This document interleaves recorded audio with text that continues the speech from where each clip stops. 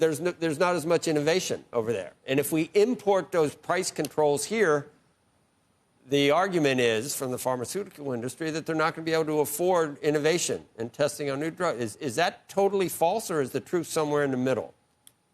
I think that specific narrative is false. And my evidence for that is all these drug companies, Eli Lilly and Novo Nordisk, are well-run companies. Their CEOs were in the Oval Office. They came there willingly. They were not hostages.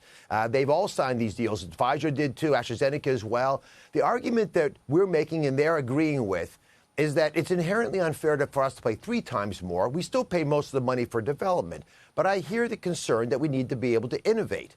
And so if you get Europeans to pay a bit more, we can pay a bit less. Also, some of the areas we're giving opportunities to companies include giving them access to larger populations by making these drugs more affordable. But Joe, here's the real conversation. You sit in a room with these executives, you look them in the eye and say, you went into this business because at some point you really cared about people.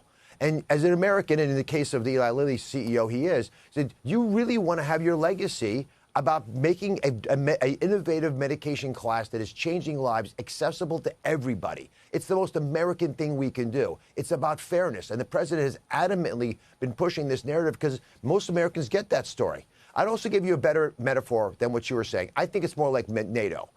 We have external threats. Everyone's got to chip in. How much they chip in is the question. Yes, maybe we'll pay a bit more in some instances to get the innovation there, but we all have to defend ourselves. NATO countries are chipping in more. We're asking the same thing right now for an internal threat, disease, illness, cancer.